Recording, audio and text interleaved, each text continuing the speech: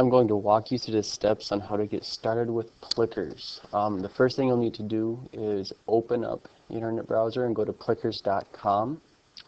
Once you're there, you will need to sign up for an account. After you have your account set up on here, you will have to download the app on either your device or your smartphone. You can download for Apple or Android. After you have both of those done, the first step you'll have to do is set up your class. So you go up here and you click on classes. Now I already have mine set up. I have my social studies set up for this year. You will have to click add a new class, and once you're here you type in your class name, select the year, and you select the subject. Hit save. Now to go to this screen, here you just start entering the names of your students. I prefer to enter the names of mine alphabetically. It just makes it easier for me to keep track of the cards because they will come off in order from 1 and so on. So you enter the name of your students, press enter, and it'll show up down here. Now once you have all your students typed in, if you want to switch around their order, all you got to do is drag over. You can switch on the order to see what cards they have. If you want to edit your students, you want to change something, you can do that. If you want to delete a student, if they move or if they're no longer in that class, you can delete them as well. Okay. After you have your class set up, the next step is to make cards for them. So you click up here on this Cards tab and it'll bring you straight to this screen. Now the way Plickers works is it has an individualized card for every student. So if you're teaching the younger grades, you may want to get the large cards because it's a whole sheet of paper. These will be just half sheets of paper. So I did these, so you just click on those. It'll open it up to a document for printing right away. And you can see right here that the way kids respond is when they want to answer A to something, all they have to do is hold up the card with the A facing up. If they want to answer B, they hold it up with the B facing up, and so on. So you print off your cards for each kid, and just be careful because the card numbers are assigned to specific students. So if you get the card numbers mixed up, they will record the wrong answer for the student. So after you have the cards set up, you can start making questions. To make questions, you go to library.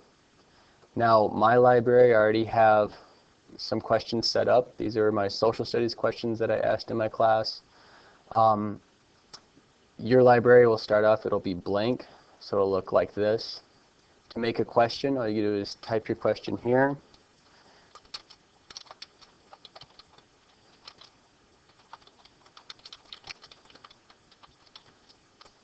Okay. And then you can either do multiple choice or true and false. If you make it multiple choice, you type in your answers.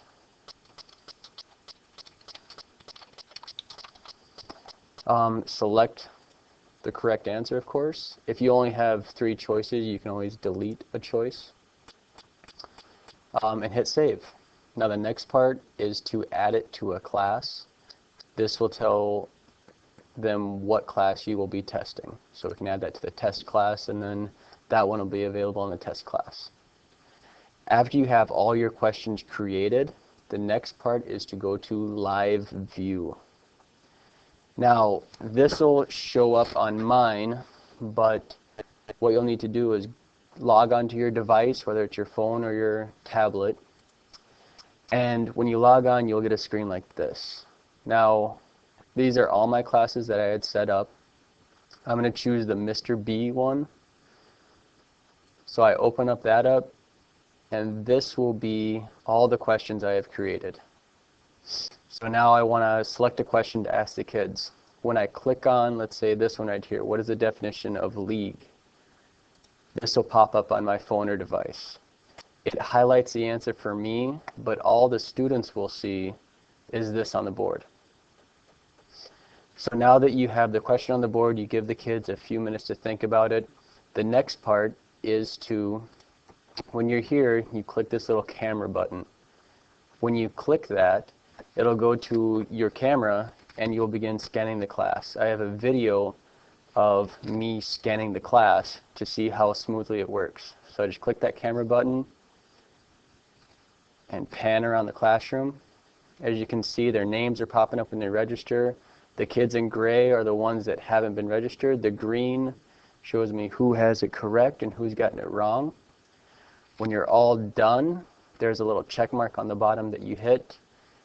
And when you do that, this will pop up on your device. It shows you exactly who has it right, who got it wrong, making sure that you have all the students there. So that gives you your instant feedback if you're going to do a just informal assessment on the spot. If you want to do more of a formal assessment and you want to actually grade these, this is when you go to reports.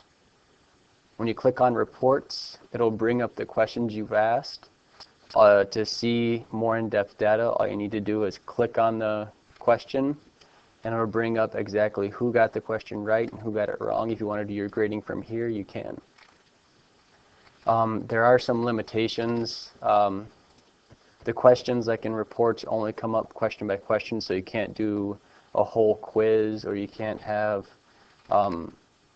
individualized results, so it's kind of tedious to break through, but it does work really well for those informal spot check assessments.